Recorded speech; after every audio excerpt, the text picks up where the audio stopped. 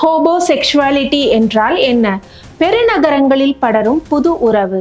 Chennai Silks Adi Sale. Latest collections at unbelievable prices. Up to 50% offer or branded gifts. T Nagar, Velachery, Cropate and Thiruvallur. Homosexuality இந்தியாவின் top நகரங்களில் dating கலாச்சாரத்துக்கு பழக்கப்பட்டவர்கள் மத்தியில் அண்மை காலமாக பிரபலமாகி வரும் ஒரு வார்த்தை. எளிமையாக புரிய வைக்க லிவ் இன் உறவின் இன்னொரு வடிவம் என்று சொல்லலாம். சமூக வலைதளங்களிலும் டேட்டிங் தளங்களிலும் இந்த பதம் மிகவும் பிரபலம். இந்த உறவுக்குள் வருவோர் காதல் காமத்தை கடந்து மிக முக்கியமாக வாடகை, நிதியுதவி அல்லது மேம்படுத்தப்பட்ட வாழ்க்கை தரத்துக்காக இணைகின்றனர். சில உறவுகள் முழுக்க முழுக்க பணத்துக்காக மட்டுமே அமைக்கப்படும்.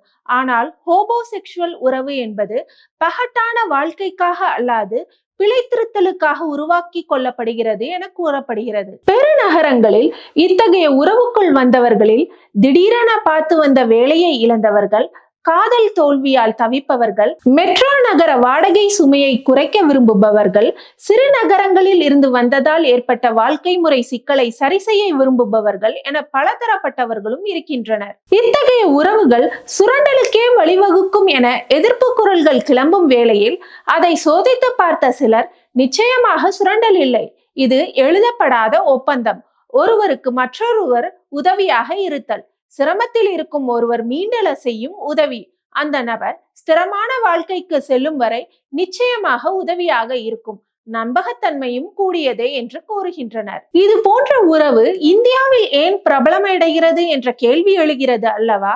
அதற்கு சில காரணங்கள் முன்வைக்கப்படுகின்றன. மும்பை, பெங்களூரு, டெல்லி போன்ற பெருநகரங்களில் வீட்டு வாடகை 20 முதல் 30% வரை அதிகரித்துள்ளது. குறிப்பாக 2022க்கு பின்னர் விலைவாசி வீட்டு வாடகை கடும் உயர்வை கண்டுள்ளது. இது மாதம் ரூபாய் 30,000 முதல் ரூபாய் 50,000 வரை சம்பாதிக்கும் இளம் ஊழியர்களுக்கு அழுத்தமாகிறது. அதனால் இருவர் இணைந்து ஒரே வீட்டில் இருப்பது என்பது வாடகை சுமையை குறைக்கிறது. ஏற்கனவே இதுபோல் வேலைக்கு செல்பவர்கள் சேர்ந்து வாடகைக்கு வீடு எடுத்து பகிர்ந்து கொள்வது நடைமுறையில் இருந்தாலும் இது போன்ற ஹோமோசெக்சுவல் உறவில் வாடகையை பகிர தேவையில்லை. நன்றாக சம்பாதிக்கும் அல்லது வசதி படைத்த பார்ட்னர் செலவை ஏற்றுக்கொள்பவராக இருப்பார். இன்னொரு நபர் தனக்கு எப்போதெல்லாம் பணம் மிகையாக இருக்கிறதோ அப்போது செலவுகளை பகிர்ந்து கொள்ளலாம். இருவருக்கும் இடையே கண்டிப்பாக ரொமான்ஸ் இருந்தே ஆக வேண்டும் என்பதில்லை. செலவுக்காக மட்டுமே கூட சேர்ந்து இருக்கலாம். அதனாலேயே இந்த ஹோமோசெக்சுவல் டேட்டிங் உறவு பிரபலமடைகிறது. இப்படியான உறவுகள் எல்லாம் ஆரம்பத்தில் சுகமாக சுமூகமாகத்தான் இருக்கும். ஆனால் போக போகவே உறவு சிக்கல்கள் தெரிய வரும் என்ற உளவியல் எச்சரிக்கையும் முன்வைக்கப்படுகிறது. சென்னை போன்ற தமிழகத்தின் சற்றே வளர்ந்த நகரங்களில் ஒப்பீட்டு அளவில் மும்பை, பெங்களூரு போன்று விண்ணை முட்டும் வாடகை இல்லை. அதனால் அதன் நிமித்தமாக ஹோமோசெக்சுவல் உறவுகள் இங்கே இன்னும் உருவாகாமல் இருக்கலாம். இங்குள்ள நகரங்களில் இன்னும் தனித்து வாழும் பெண்களுக்கு வீடு கிடைப்பதே சிரமமாக இருக்கிறது. லிவ் இன் உறவில் இருக்கிறோம் என்று வெளிப்படையாக சொல்லி வீடு பெறுவதும் இங்கு சாத்தியமில்லை.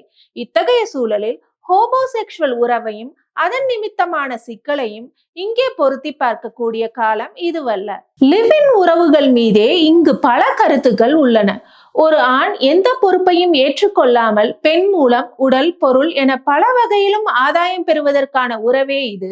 அதனால் இது பெண்கள் கொண்டாடி தீர்க்கும் சுதந்திரம் அல்ல என்று கூறுவோரும் உண்டு. திருமணம், லிவ் இன் அல்லது வேறு எந்த வடிவிலான உறவாகவும் இருக்கட்டும், எப்போதுமே பெண் மட்டுமே பாதிக்கப்பட்டவராக இருப்பதில்லை. பெண் பாதிக்கப்பட்டால் அதை முறையிடுவதற்கும் அது கவனிக்கப்படுவதற்கும் இருக்கும் வாய்ப்பு ஆண்களுக்கு இல்லாமல் இருக்கலாம். பல ஆண்டுகள் லிவ் இன் உறவில் இருந்த ஒரு பெண் தனது துணையை எந்த ஒரு வலுவான காரணமும் சொல்லாமல் பிரிந்த கதைகளும் உண்டு. குடும்ப வன்முறையால் பாதிக்கப்பட்ட ஆண்களும் உண்டு என்ற வாதங்களும் ஒரு தரப்பினரால் முன்வைக்கப்படுகிறது. பொதுவாகவே உறவு சிக்கல் என்று வரும்போது இந்த சமூகம் ஆண் பெண் யாரென்றாலும் இரக்கமில்லாமல் தான் பல்வேறு கட்டுப்பாடுகளையும் சுமத்துகிறது. அதனால் ஹோமோசெக்சுவல் போன்ற புதிய உறவுகளில் பொதுப்படையான கருத்துக்களை முன்வைத்து விட முடியாது என்று சிலர் கூறுகின்றனர். இத்தகைய உறவுகள் ஏற்புடையதாக இருப்பது அதில் ஈடுபடும் 2 தனிநபர்களின் மனமுதிர்ச்சி, மனிதநேயம் சார்ந்தது. ஒருவர் மட்டுமே ஆதாயம் பெறும் விதமாக இன்னொருவரின் உணர்வுகளுக்கு மதிப்பு கொடுக்காமல் நீடிக்கும் எந்த உறவுமே சரியானது அல்ல. அது சுரண்டல் தான். எனவே உறவுகளின் மீதான நியாயத்தை 2 தனிநபர்களே தீர்மானிக்க முடியும். எந்த உறவையும் இதுதான் சரியானது, இது ஏற்கவே முடியாதது என்று முத்திரை குத்த இயலாது என்றும் இளம் தலைமுறையினர் சிலர் ஹோமோசெக்சுவாலிட்டி குறித்த தங்களது பார்வையை முன்வைத்துள்ளனர். ஆக சமூகமும் பொருளாதாரமும் இந்த நவீன காலத்தில் காதல் இல்லை, இது காமம் இல்லை, இந்த உறவுக்கு உலகத்தில் பெயரில்லை என்று முத்துக்குமார் ஒரு பாடலில் எழுதியிருப்பது போல் பல்வேறு உறவுகளுக்கு வழிகோலிட்டு கொண்டுதான் இருக்கிறது. அதில் லேட்டஸ்ட் தான் இந்த ஹோமோசெக்சுவல் உறவு.